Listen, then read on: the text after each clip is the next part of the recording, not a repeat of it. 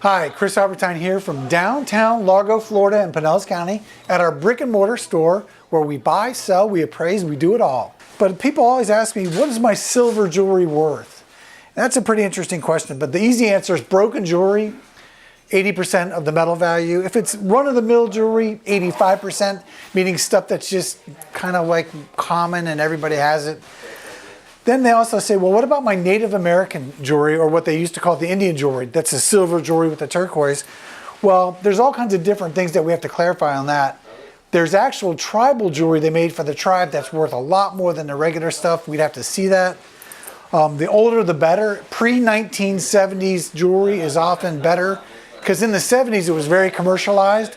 Pre-1970 it was for, again, more for use within the tribe. And that is always denotes that it's worth more. Of course, the size of the turquoise, the origin and the color of the turquoise, condition, that always matters. Of course, if it's broken, it's probably not going to be worth very much. Maker's marks help. So if you have a Native American that put his stamp on it, can make it worth more. Larger pieces, more intricate pieces, the more interesting the design, the better it is. The bigger the piece of turquoise, the better it is. Again, the commercial grade turquoise that we see from the 1970s on up, I won't use dollar values because this could change. Right now it's March of 2019, but whenever you're watching this video, I'll use terms of 1970s commercial grade is worth 2 to 3 times the metal value. Actually, people say, well, I bought this squash blossom in 1970 for $1,500. Why are you only selling it for $500?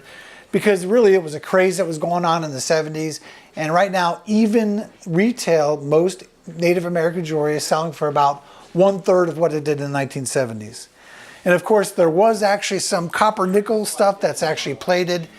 That was kind of made to fool certain people, made by some less scrupulous people. And that's not worth anything. So let's move on to Mexican jewelry. Is my silver Mexican jewelry worth anything? Well, again, a lot of the things that we talk about will follow suit. If it's better makers is key. Of course, if you have a Spratling, Davis, Aguilar, or Castillo's piece, those can be worth more. But again, the key is what is the design? Are there stones in it? Anything that makes it more unusual will make this jewelry more valuable.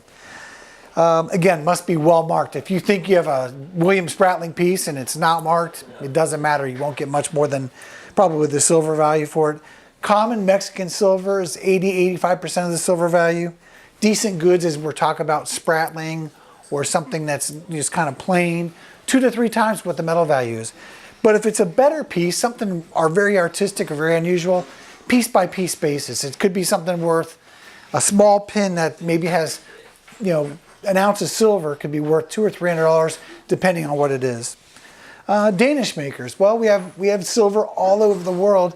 And in Danish, that would be mostly Denmark, maker is key. There's some, Anderson's a good maker, but George Jensen is the primary maker of Danish silver jewelry that you'd be looking for. Again, the older the better, the more intricate. Again, a lot of this follows suits. If it's got stones, if it's more fancy, it's going to be worth more. But most of that George Jensen from Danish, it's a piece-by-piece basis. I really can't give you a formula of, hey, it's worth 2 times the metal value. You just have to kind of take a look at it.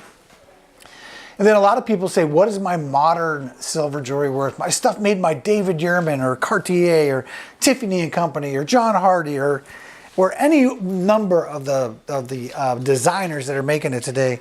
Well, I can tell you a lot of these are very, very exclusive. And because they're exclusive, they're sold in trendy stores and they tend to trend. So one year David Yurman's worth something, the next year John Hardy, the next year Tiffany, the next year Cartier. It's kind of a mixed bag of what you have.